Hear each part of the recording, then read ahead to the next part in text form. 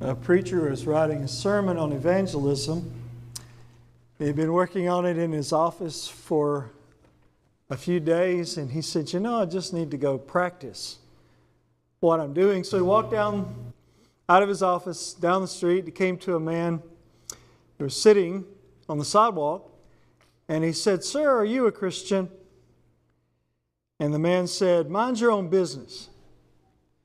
And he said, "Sir, that is my business. That's all of our businesses. We are evangelists, and our task is to take the gospel to the whole world in our generation." Now, there are many ways to do that. We may get on a plane and fly to another part of the world and carry the gospel personally. We may write a check and put it in the hand of someone who is going to take the gospel to some lost people in some place in God's world. We may write a tract and send that out, and who knows where God may eventually, into whose hand God may eventually place that tract. But we all have a responsibility to get the gospel to as many people as we can. I figured it up one time, dividing the number of Christians as close as I could figure into the world population, that each of us would have to reach about 20,000 people in our lifetime to get the gospel to everybody. Now, 20,000 people is a large number and a scary number. But every time we convert someone, the number gets smaller because we divide it with them. And so if we are successful, then we can get the gospel in our lifetime and even beyond our lifetime through our converts to that 20,000 and then more. And God's given us the tools to do it. He's given us television. He's given us the internet. He's given us the printing press. He's given us airplanes, trains. He's given us what we need to get the gospel to His world and to the people that He loves. This session is on getting the gospel to the world, send the light through the written page. So we'll talk about, for the balance of our time, using the pen to get the gospel to the world. Lord Lytton said in 1839, "The pen is mightier than the sword." Martin Luther said, "If you want to change the world, pick up your pen." John Mott said, "The alphabet is the most powerful invention God has committed to men." Benjamin Franklin, of Revolutionary history fame, who was a printer, among other things, said, "Give me 26 lead soldiers and I will change the world. I will conquer the world." God's given us those 26 letters of the alphabet into which we make words, into which we make sentences, paragraphs, articles, books, sermons. And with the gospel written, we change the world. That's the power of God unto salvation. It's not a power that's resident within us, but it's resident within the Word. And we have the privilege of being able to preach it with verbal words, write it with written words. We have the opportunity to get it into the minds of people that we know personally and people that we will never meet this side of heaven. Sometimes someone will send me a picture, maybe from the jungles of India or somewhere in South America or Africa. Someone is reading House to House, Heart to Heart that I'll never meet, or reading a tract that I won't ever know and never would have come in contact with them personally, but somebody took a piece of paper and carried it to another part of the world and put it in the hand of someone who will learn the gospel from it.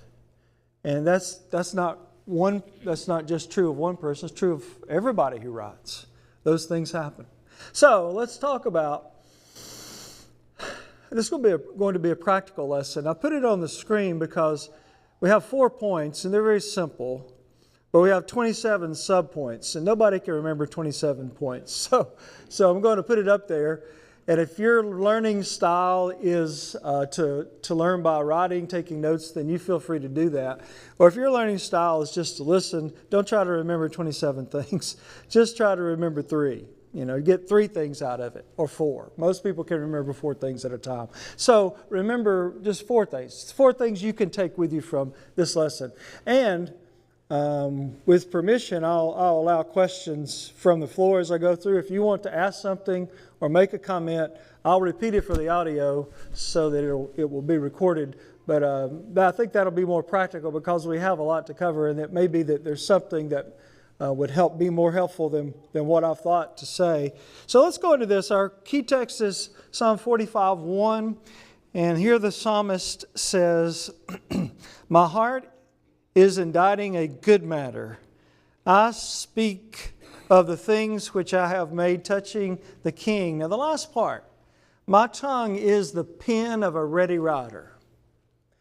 We want to focus not on the tongue in this lesson, other lessons we'll talk about that, but the ready writer.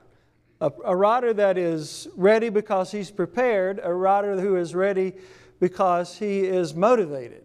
So both of those is important. This lesson will have to do with some of both, but mostly how, mostly the instruction part of why we write. So here are the 4 points: why, where, how, and what. Why, where, how, and what. We'll spend the most time on how as we go through, but let's set the stage.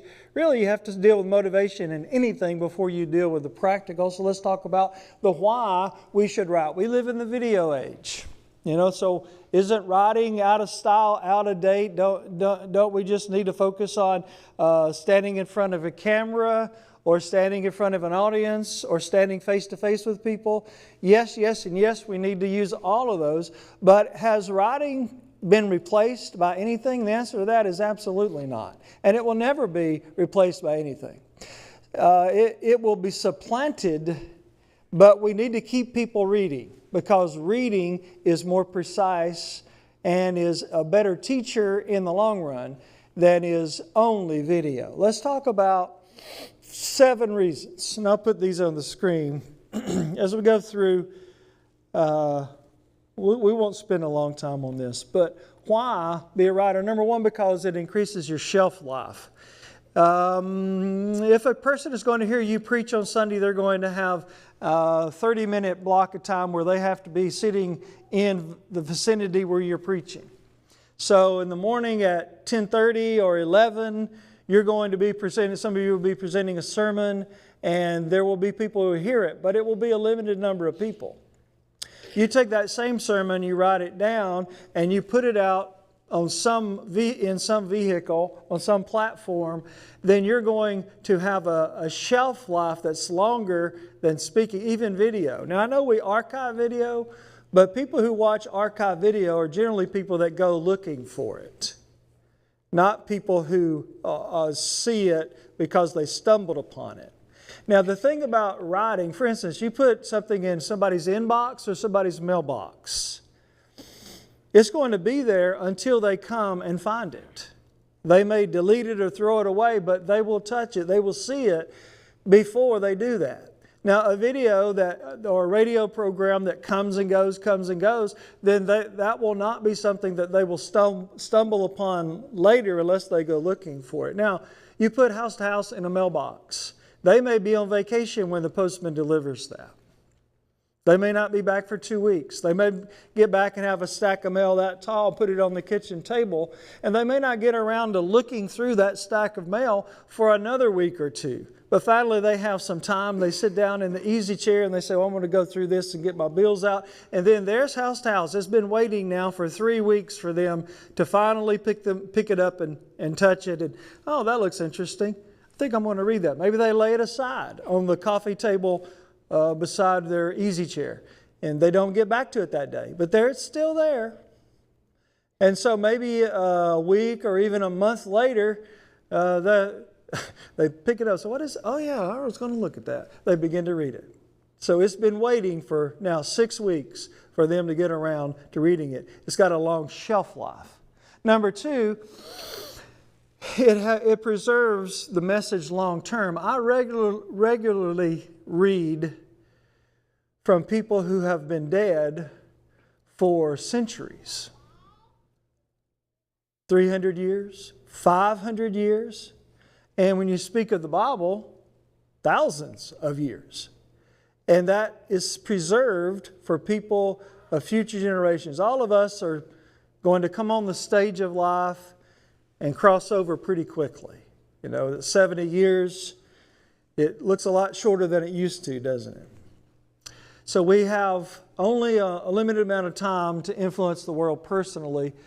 But you think about someone like Leroy Brownlow. His books are still used in Bible classes. He's been dead, I think, since 1975. Maybe it was a little bit later than that. Maybe I'm thinking of Brother Nichols in 75. Same thing with Brother Nichols' writings. Guy Woods, Wendell Winkler. All these men have been gone for years now, but we still utilize their minds because they put it in written form. It preserves the message. Number 3, it allows for better communication of complex ideas. What a written page does is allow someone to read at his own speed or her own speed. You may have a very sharp mind, you read something, you pick it up the first time you read it. Others are not like that, and so they read more slowly. And maybe they have to read it 2 or 3 times to really get the message. Now, if I'm speaking or you're speaking and you say it, a lot of times all of us preachers probably hear this. You went a little fast. I didn't get all that. Can I get your notes? Or what was that scripture reference again? I got Matthew, but I didn't get the chapter and the verse. But if it's written down or even if it's on the screen, then it helps people to be able to follow, to be able to grasp the concept better than just the spoken word. The eyes are better pupils than the ears. Now, the ears are good pupils, and preaching is God's chosen way to get the message out. But eyes allow that message to have the complexity of it. That is, it's new for many people. It's a simple message, but people that don't understand reconciliation, propitiation, redemption, these concepts that are familiar to those who have been in the Bible a long time, it helps them to be able to chew on it, to read it. Number 4, it allows for slow change of mind. Most of us did not become Christians the first time we heard the message. It took several lessons, or it took maybe a number of years in many cases. So a piece of paper that has the message on it, or a book that has the message in it, they can go back to it, say, I don't know about that. Or I disagree with that. And then I go back and read it again. Well, what scripture did he put with that? Let me read that. What does that really mean? So it allows for a slow change of mind. Next, it's less threatening than face-to-face. If someone's talking to you face-to-face, you feel like you're pressured to answer that, to deal with that. But if you're in the privacy of your home and you're reading something, there's nobody there to see if you even read it, if you agreed with it, if you accepted it. So it allows for less emotion and more reason. Isaiah 1:18. Come, let us reason together. Number 6, multiple opportunities and larger audience. You take the same lesson that you preach to 100 people, you write it and you publish it. Maybe you post it on your Facebook account or some other social media, or you put it in a tract, or you put it in the mail and you send it to someone. Well, that's going to multiply your audience. It goes from 100 to 1,000 or to 10,000. And the opportunities that people have to receive the gospel, there are a whole lot of people that will never come through those doors back there to hear the gospel in here. So we send it to them out there. And how do we do that? Well, a good way to do it is to put it in writing and send it to them. Last, it goes where a person cannot go. House to house, heart to heart, for instance, goes into apartment complexes that are restricted to canvassing. You cannot go in there, or if you do, they will call the cops on you. But you can send it into the mailboxes, and everybody in there will go to the mailbox and take that into their homes. So it allows for reaching people that could not be reached personally. Esther 9:20 speaks of Mordecai, who sent letters throughout all the provinces. He could not have gone to all those places, but he sent letters there, and he accomplished the communication that needed to be accomplished. Number 2, where do I write? Where? A gospel preacher is not allowed to say, I am not a writer. You can't say that. Those sermons are not going to write themselves. right? Those blog posts, Facebook posts, they're not going to write themselves.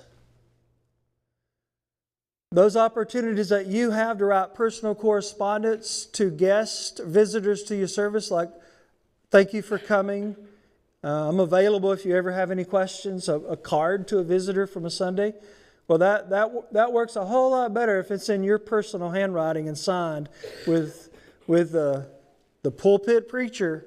You know, they think it is a big deal for you to take time for some. So those things have to be done personally. You're going to write a lot of letters, speaking to the students here, but all of us. We're going to write a lot of letters over the years to people.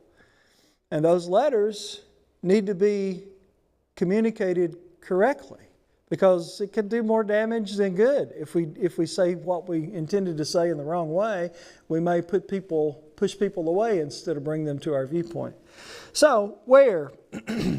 Public posts, number one. We live in the digital age, so today's Mars Hill is the internet. You don't go somewhere and stand around and talk to people in the marketplace of ideas.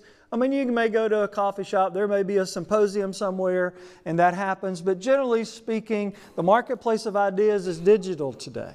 So we need to be in digital spaces. And we need to be there intelligently, and we need to be there frequently. Intelligently, we can do a lot of damage. Just like somebody getting in the pulpit with a caustic attitude or preaching false doctrine is going to do more damage than good. The same thing can happen in digital spaces. If we don't conduct ourselves right, if we don't choose the right words in the right way, then we can give the gospel a bad name. We can give the church and our Lord a bad name when we want to do the opposite. So, number two. So public posts, I'm going to go through this quickly and spend more time on 3. Personal letters. I mentioned sending a card to a visitor or a letter. People don't get many handwritten notes or letters anymore. You know, there's a whole lot of merged mail where the name's on it, but the person didn't ever think of them. It just merged the mailing list to married it to some content that somebody wrote generally. Well, that people don't respond as well to that as to a handwritten. When's the last time you got a handwritten note from somebody who wasn't related to you, like your mama? Has it been a while?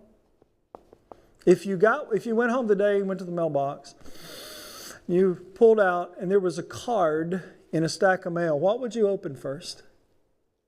I'm talking about a personal card with a handwritten name and address. You'd open that first. And then you would read it. There's power in that, especially in a time when there's very little of it. We can capitalize on it by getting the personal touch to people. So a personal letter, former members also. What about those who have fallen away? And they're in every community, every church has a list of them, and they are by and large being ignored. We got to go get those lost sheep. How you do that? Well, maybe the first thing we do is not knock on the door, and what was that face-to-face thing? They're going to feel maybe threatened. Maybe it's some really nice cards from different people. Or maybe it's a really nice, heartfelt letter from an elder or from a preacher. Just been reminiscing about old times, and I remember how we were in the youth group together and all those things that we enjoyed. And, bring back the good memories like Revelation 2 and 3. Maybe, we sure would love to have. We got Family and Friend Day coming up in 2 weeks or next Sunday. Boy, it would do my heart so much good.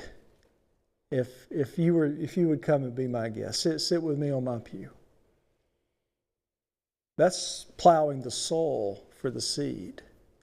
It will help the seed to germinate. It gives you a better response rate than if you just go around knocking on 10 doors of people that used to come and saying, "We want you to come back." Well, that's good. We should do that. But maybe we can help that to be successful by doing some writing ahead of time. Direct mail. That's the way to sow the seed. You can take, because of the economy of scale, we're able to send out 1 million copies plus. That brings the print cost down. It also brings the mailing cost down because you have bulk rates, saturation rates. And so we can get the gospel to the whole community for less than you could put a stamp on one envelope per family. What's a stamp now? 66 cents or something, but you could send out printed and mailed for 40 cents or something like that. So it's economical, and it's also practical, because it would take a long time to go to and you might not even be able to catch everybody home. You wouldn't be able to catch everybody home, and you might not even find all the streets in your community. I remember driving around Jacksonville after I've lived there for a decade or two and finding streets I had never seen before. This dirt road out that's down the end of this road and then over this, but they had been getting the gospel for 20 years at that point, even though I didn't know the house was even back there. So, direct mail allows for the sowing of the seed, and there are the passages for the parable of the sower. What about tracts, courses, and sermons? Keep some with you to share. Put them in the hotel room when you stay. Maybe leave them when you go into a restaurant. Just keep some if you have a conversation at a gas pump somewhere. Well, I got something. You may never see that person again, but you put something in their hand that gives them an opportunity. And hopefully you got a church stamped on there, but at least it has the name of the church so that they could follow up with that wherever they may be going. And then books are valuable still. Years ago they said, well, Kindle's going to replace books, and, that's not going to happen. What's happened is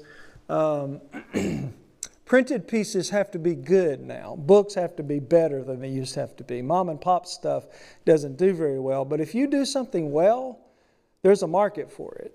If you do something not well written, doesn't look good, it's not going to do well. So the same thing is true of books. If you have a good idea, well stated, people will want that, and they will want to keep that. All right, now let's move into what I really want to spend the most time on. Let's talk about how. Nobody's interrupted me yet, so I'm going to keep talking. But if you got a question, feel free to ask it. Here, let's talk about how to write. There are 12 of these, and there could be more. There's a lot to this, of course, but there are whole courses on how to write. So we're just going to hit some high points here, some things that are important. Here's the first one. Start with the reader in mind. Jesus spoke as they were able to hear it. Mark 4:33. So when you write, or at least when I write, even if I'm writing a letter, that I would often write letters for the elders to the congregation. They would ask me to, I was in the meeting with them. We need to get this communicated. This would you write the letter, and we'll edit it, or we'll change it if we want to. But they usually didn't. And I would sit and I would picture one person in that congregation, one member, and I would write the letter to him or to her. And then it was more personal than if I said to dear brethren. It was more personal. And then I would make sure there wasn't anything too personal that wouldn't apply to the others, but normally it wouldn't.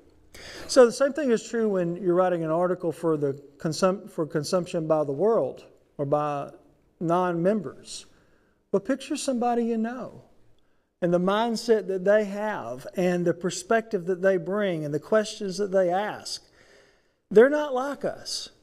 They're not like you, because they're not Christians. And they don't think the same way we think. Not yet. We want them to.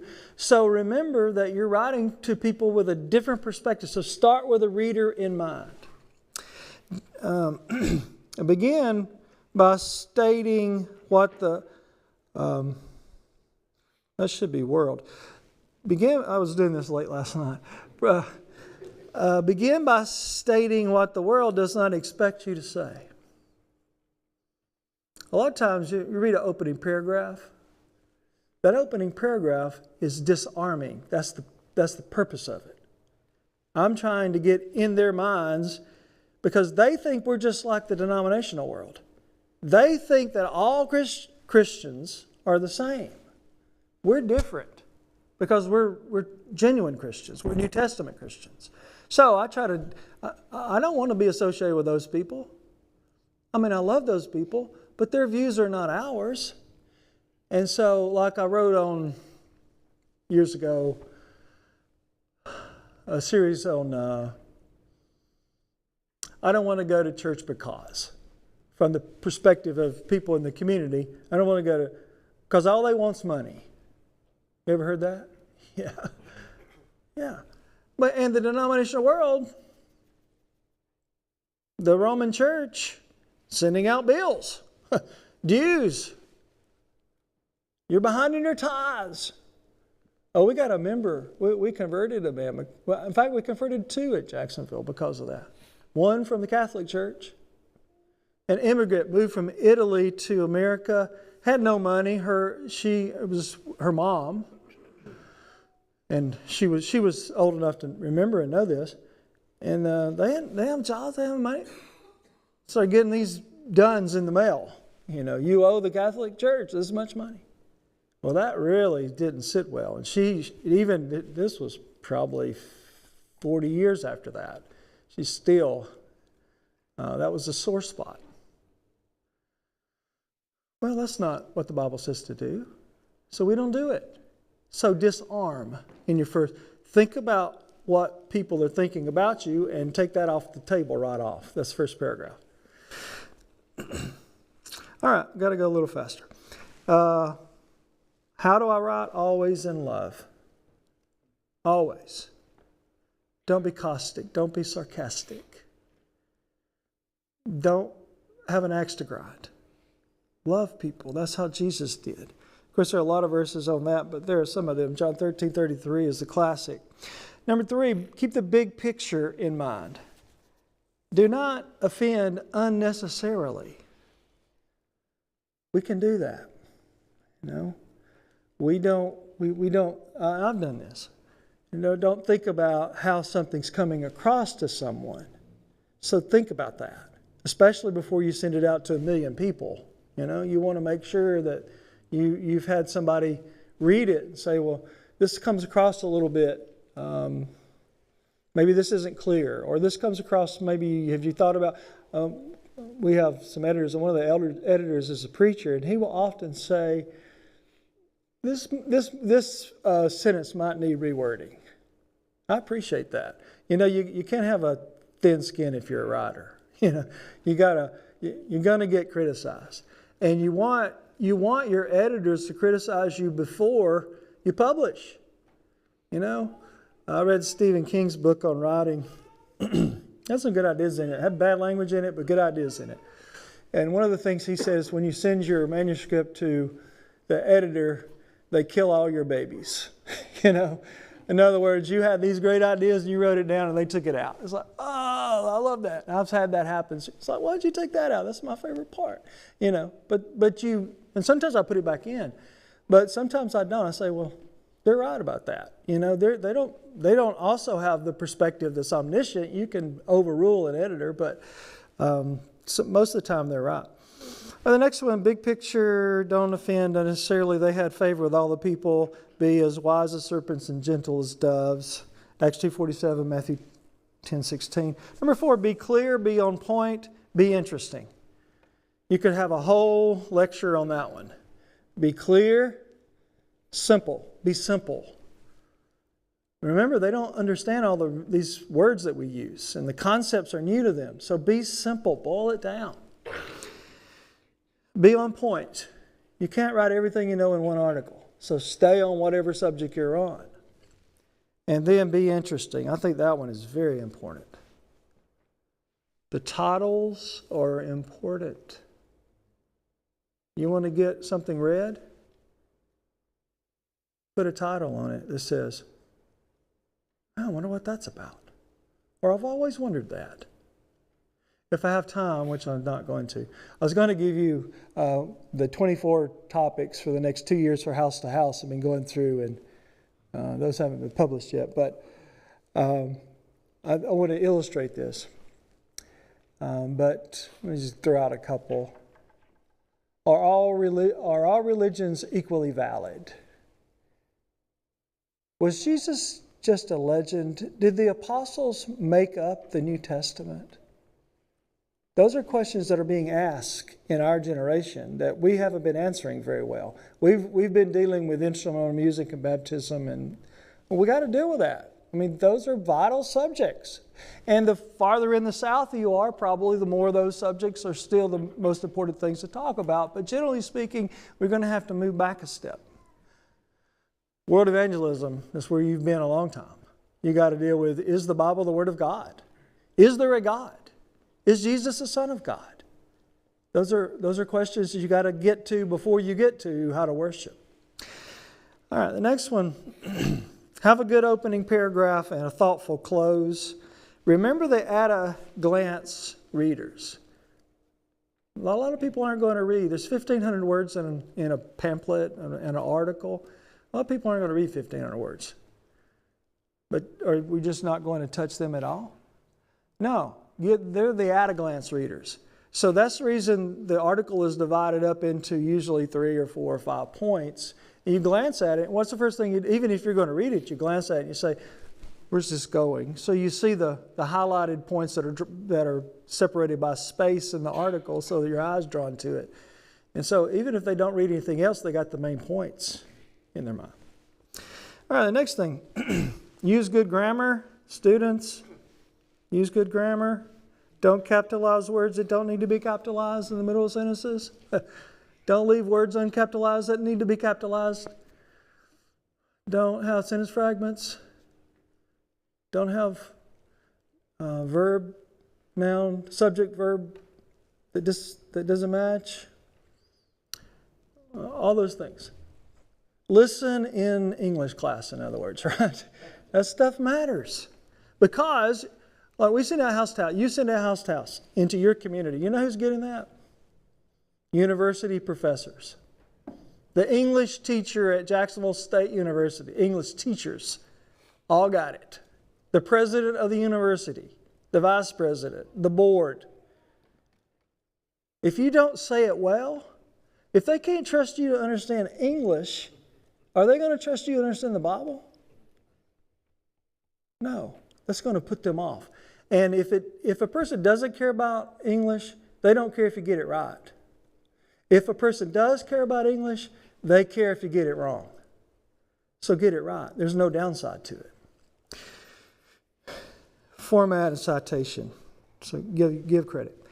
Brevity, precision, and concision. People don't like to read long articles, so keep them short. Keep them short. Because by using fewer words, you increase your readers. So fewer words get read more times than more words get read. So it's in your favor in the long run to be brief. Precise. Yeah. How do you feel about software like Grammarly? Oh, yeah. Good question. I mean, I'm so far behind in the technological thing. I was just introduced to this. Yeah. And I'm thinking, okay, this is amazing, but I'm not too sure. He's asking about Grammarly or other programs like that. Absolutely use it. Yeah, absolutely. That's the first thing to do after you write something. And I even do it when I'm writing because it corrects you as you go. Sometimes I overrule it. Sometimes I overrule it because it's wrong. You know, it's not perfect, but it's a huge step. Let me move forward. We got 5 minutes, so I'm going to go through the rest of these at a rapid pace, but you'll get the idea. And anybody that wants this copy of this page, you'll be welcome to it. Concision, let me just touch on that one real quick. Go back through and take out all the unnecessary words. Don't make people read words they don't need to read to get the idea. Don't make people listen to a longer sermon than they have to get the point either. So take out the words that aren't necessary. Put in the time. You don't write a good article in an hour or even in a day. A good article takes a week. You may spend 2 hours on a sentence. Most articles, like a spiritual sword article or a house-to-house front page article, that's 2 weeks of time. And I'm talking about pretty long days. It's like eating a dessert that's so rich. You know, chess pie. Well, you say, well, I can't eat a lot of that because it's so rich. Well, that's what your words are. You want them to be rich like that. They don't have to read a lot to get a lot. And to be rich, you got to boil it down, research through. You got to put the time in. Number 8, anticipate questions and answer them. Yeah, but. Okay, well, your next paragraph is about that. After you state, then you answer the question. Recognize the cumulative effect. The more touches, the better. That is, the more times you can get the gospel to the same person, the better off you are. That's why cumulative, it's better to mail house to house. I'm just using that for an illustration. Over and over and over and over and over. You don't really start getting your best response for 2 years. Those people have to get to trust it. You send out one time and they may not even notice it. You got to keep sending it. And then they read one. Oh, that's got some interesting stuff in it. Next time they get it, they'll read, oh, I'm going to read that. You got to, so cumulative. Number 5, aim for engagement. Give them a way to respond to your article or to your track, whatever you've written. You want feedback? I don't like the people be able to comment on it because they're mean. Well, you have to let some meanness in to get to the good people too. And you can delete those mean comments, and we do. We don't even let them get posted and polished in the pulpit. If you've got a gatekeeper, you can stop that. But for house to house, it's more open. But we can stop that too, and we immediately take it down if it's something that uses foul language or whatever. But that gives people a way to respond so you can engage with them. You want to do that. If you're sending something to the community, you want to give them the time of the services, we'll give you a ride. We want to send you this other material. You want to be able to use that for a launching pad. Do not use social media to argue. There's a big crowd of people watching besides the one person you're answering. Remember that. Don't use it at all if you're going to use it bad. Number 12, don't be political. God rules on the thrones of men. It doesn't matter a lot who gets elected. And I know that's not going to go over well. But the truth is, we're about salvation. And you can shut down you can make the pool you're fishing in for souls a whole lot smaller with one post. Why do that? Why do that? Focus on what's important. And that's this, as we close. Herman Melville said, this is the what to write. Herman Melville, to produce a mighty book, you must choose a mighty theme. To write an article that makes a major impact, you better choose a major topic, a major subject. So what are those? Number 1, salvation. That's what's important. It's about saving people. So deal with issues that are how to be saved and obstacles to overcome in order to be saved. Apologetics, that's the big one now. As our world has turned its back on belief, we got to bring them back. And there are answers to everything they're saying. We just got to say them. And we got to keep saying them. We got to say them correctly and say them loudly. And number 3, doctrine. Always doctrine. Go back. Doctrine is the key word of 3 books of the New Testament, 1, 2 Timothy, and Titus. The early church continued the apostles' doctrine, so we need to do that. All right, that's all the time that we have. I appreciate your attention, and I'll turn it back over to Brother Bland.